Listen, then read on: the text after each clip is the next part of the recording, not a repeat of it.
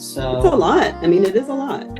And they would rather kind of live with their rose-colored glasses than see the I truth. guess we could call this a disclaimer.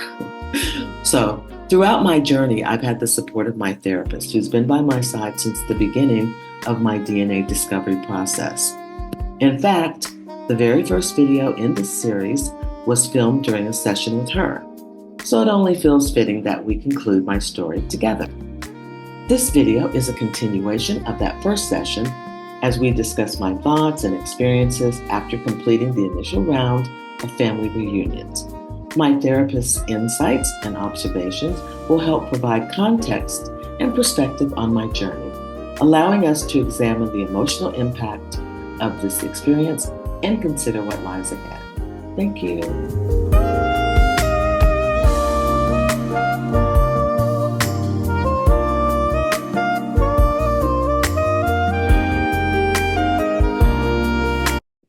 Because after I left Atlanta, I went to Pennsylvania for the family reunion on the Mhm. paternal side. And I met up with my cousin. I think she's the second cousin that I had spoken with. And I was supposed to go to the cemetery. They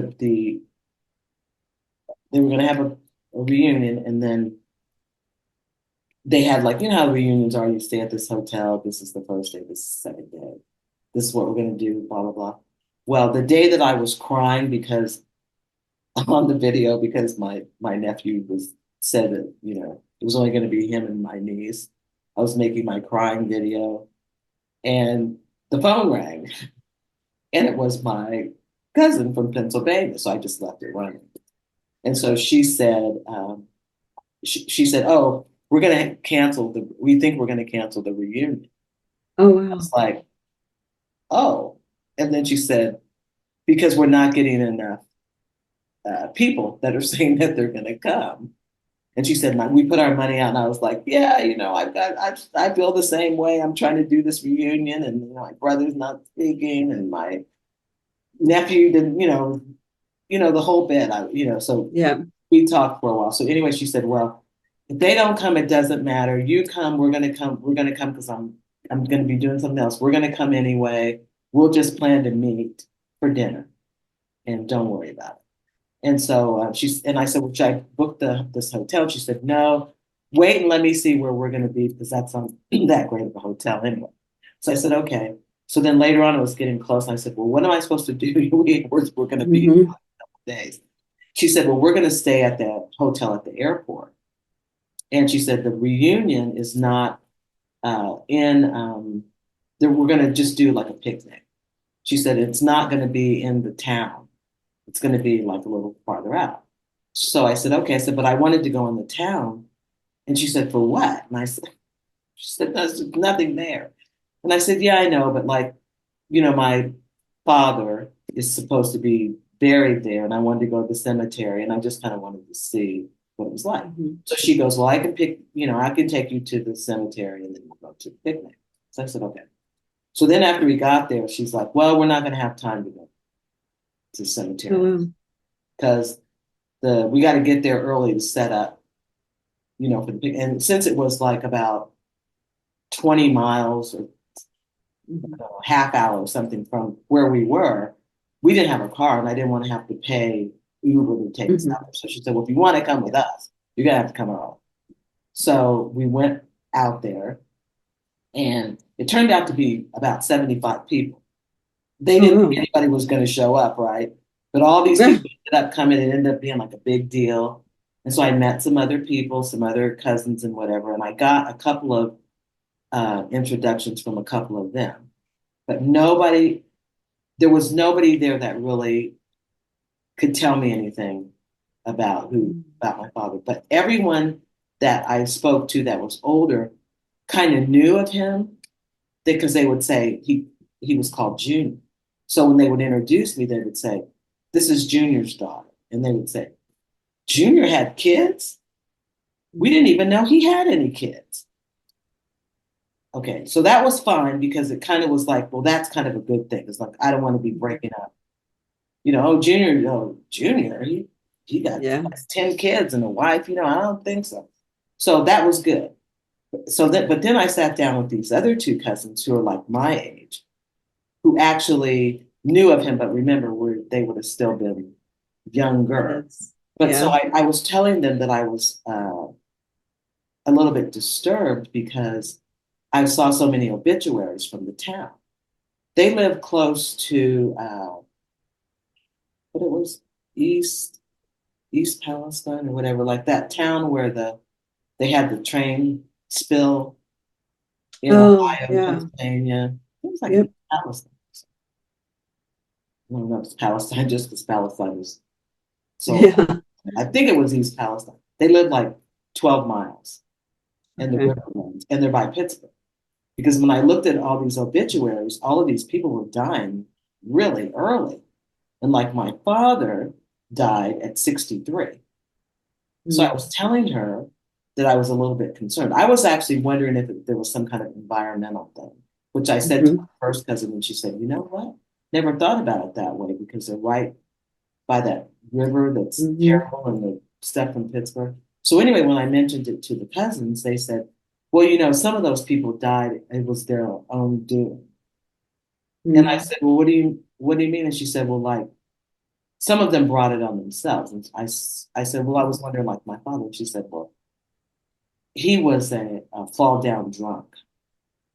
Mm. And I was like, oh. And then after she thought about it, because I think my face changed, she said, Yeah. well, he probably wasn't a drunk when he knew your mother. So then I was like, after that, I was like, well, then I don't really want him to be because Mm. I got enough trouble. I don't want like a drunk for my father. So there's like two people that are possible. So like I switched.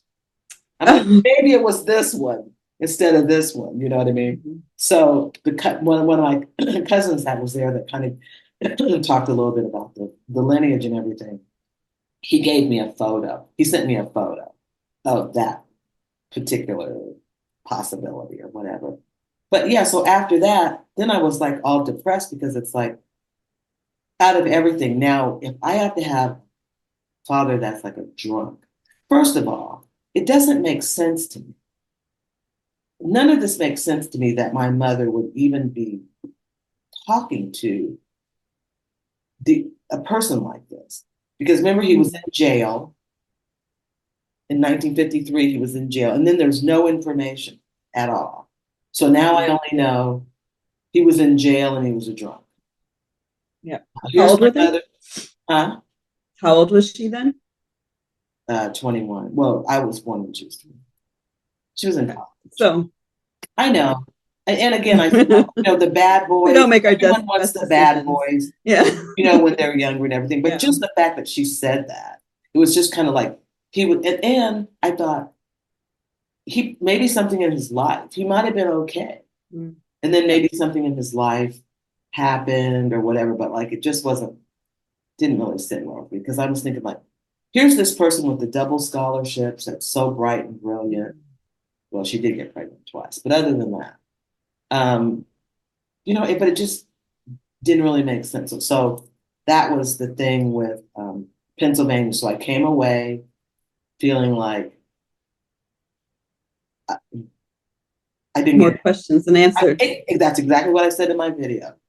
More questions than answers. And then I was sad because of this finding. Then when I was going to do the book, I talked to the lady that was going to do the book for me. Mhm. Um, and so when we were doing like our little interview thing, she said, well, why do you want to do this? Why are you doing the book and who are you trying to reach? And I was like, well, I don't really know if I can really answer that question because part of it I was Mm. just doing, for myself, and I don't really know who I'm going to reach. So then she started telling me a story about her family, and I noticed that along the way, every time I would tell the story, someone would tell me their story, Mhm. and it was like everyone. It's like this happened to everyone.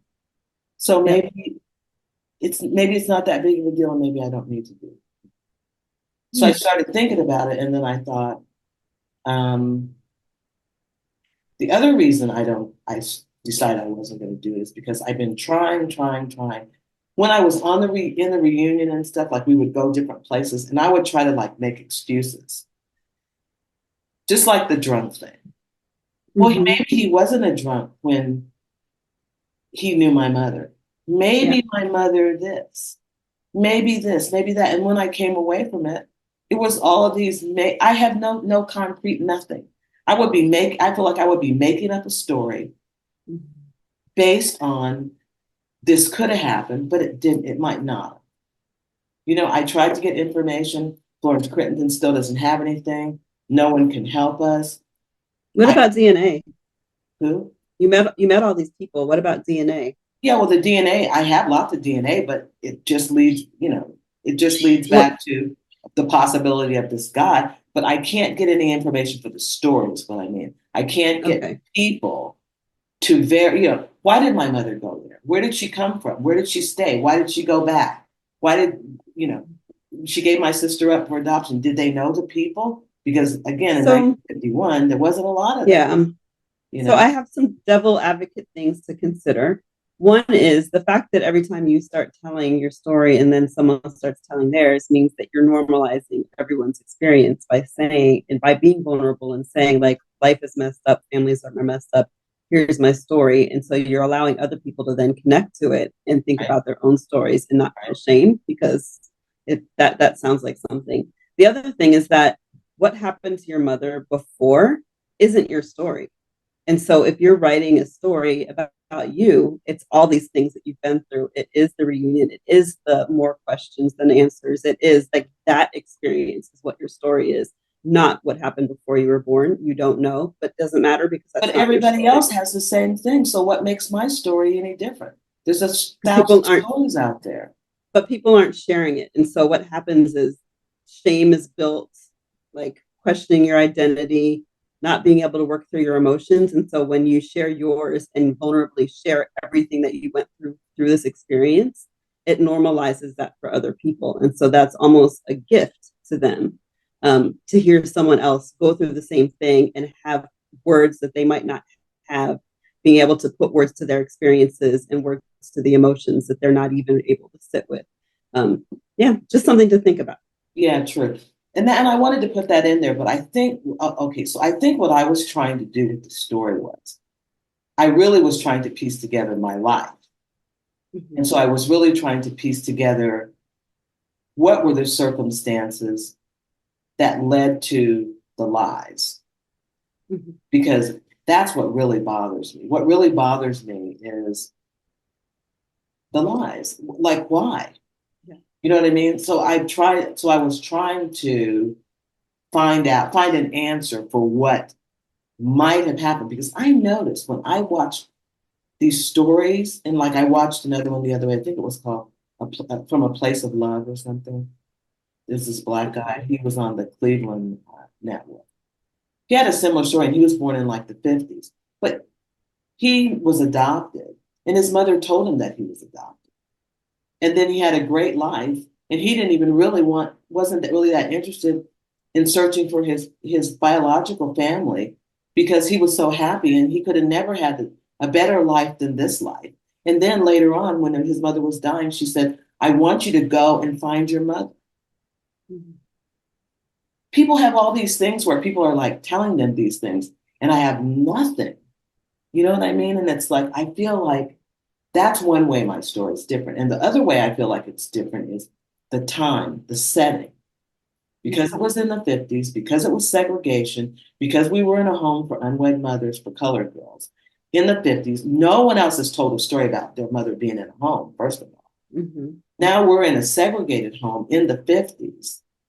Yeah. You know what I mean? And my mother's having to go through all this stuff, and she's smart, she's in the South, she's going to, I was trying to put the pieces together so I could figure, maybe I could get like a handle. And I can, in my mind, when I think about all those things, I can get what might have happened.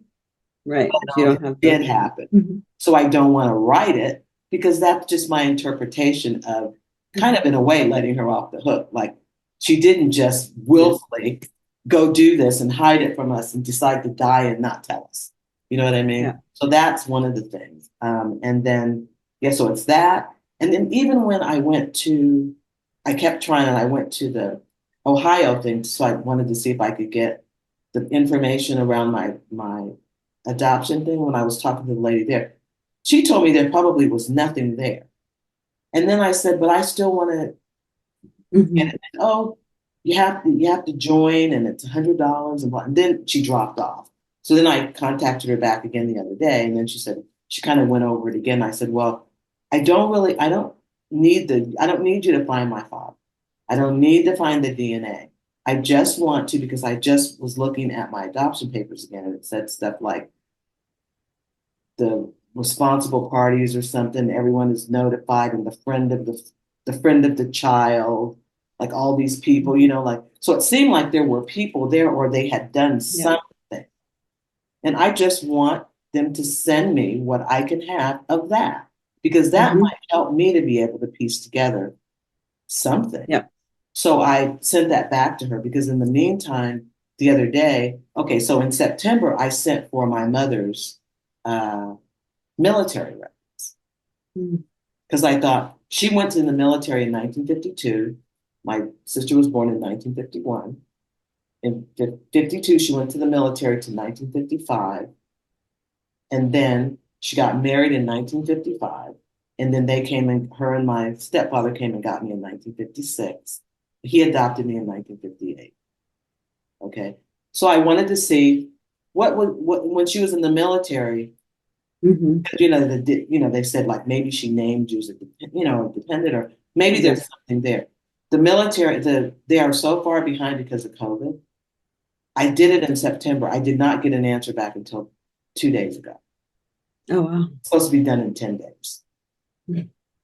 So they sent it to me, but what they sent me was the discharge papers. So now I guess if I want anything, I don't know if there's anything else. Maybe everything's in there. But if I wanted anything else, I got to go back through the process. But I did find out that she, where she was in Texas. And then I found out, I happened to look at my stepfather's papers, and just so happens that he was in the military between 1950 and 1955 at Selfridge Air Force Base, which happens to be in Detroit. But he's not my father anyway. But so that's probably where they got together. And then I find out my mother gets discharged from the military in April of 55. In August of 55, my stepfather gets divorced from his wife. And September 30th of 55, they get married. Oh, wow. So obviously there was some planning in there. And then it said that his wife deserted him. And then it said that he needed to hurry up and get this divorce because he was going overseas.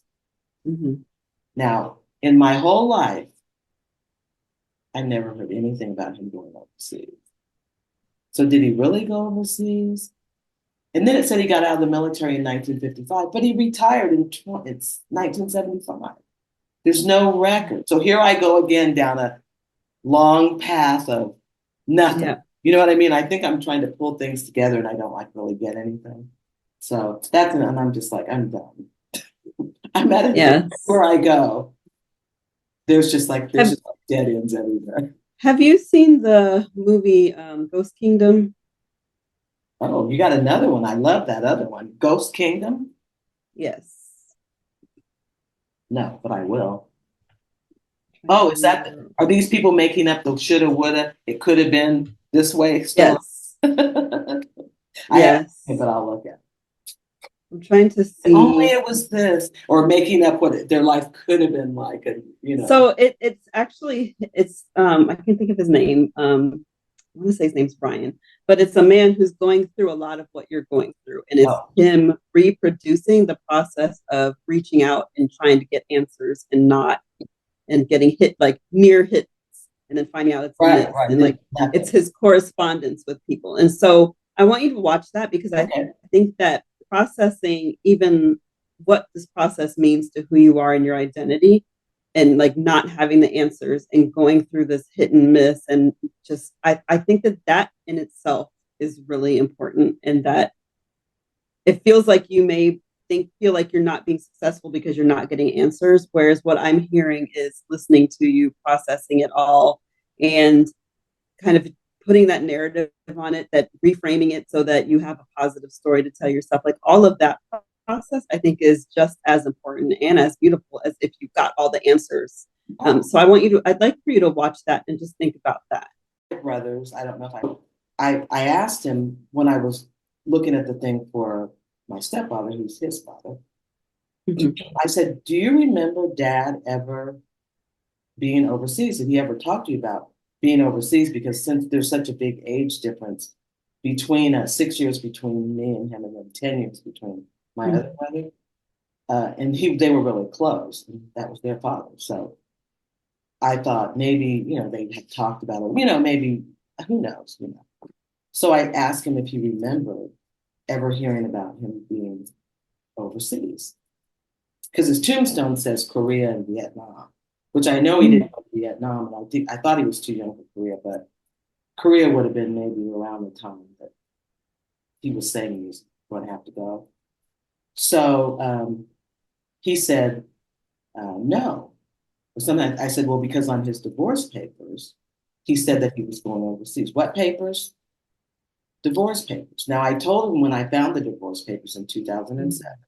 He and my other brother were sitting right there. I took the divorce papers, the marriage license, and my adoption papers and showed it to them because up until then, they didn't know anything, right? Yeah. So he knew, but his memory, because it is what it is, Yeah. remember, right? So I said, no, the divorce papers. I said, had told you about Dad getting remarried. Well, he remarried. I said, yeah, married this. He was married to this lady. Well, is he my father? I'm like, yes, because it was in 1955 and you were born in 1956. I said, none of this has anything to do with me. I said, it's really, this is about me and our sister. I said, but this is, I said, I'm just asking because if you remember any of the stuff. And then he says, no. And then he says, then he starts going into this thing which he always does, like, well, who's my father? Who's my mother? All that kind of stuff. I said, oh, never mind. So the next day, I get a long message from his caregiver telling me I need to not talk to him about these things. She realizes that I'm searching, but he has issues and he's upset and he's being stressed out.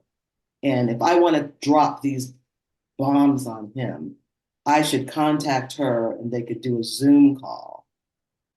So, blah, blah, blah. So I said, okay, that's fine. I said, I hear you. I don't want to hurt my brother. I don't want to stress my brother out.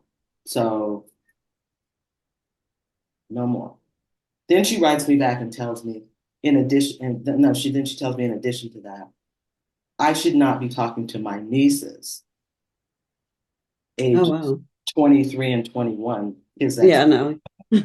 Because it's their grandparents, and what I'm doing right now is disturbing the facade that they all have of these great people, that they don't want this torn down because it was all like it's but basically what it boils down to. Yeah. And if I want, I said, if I want to talk, I said, I won't say anything else to my brother. But as far as my niece and my two nieces go, which I haven't really talked to them too much about anyway, I said, if I decide to talk to them, it's my prerogative. Yeah. Said, if they don't want to talk about it, or it's distressing or disturbing to them, and they say they don't want to hear any more about it, then I'll stop. But you don't get to tell me. Yeah. So later on, my brother writes me back again, and he shows me a picture. And then I said, oh, nice. I just went back to thumbs up on the picture. And then he says something about, it's better to know the truth.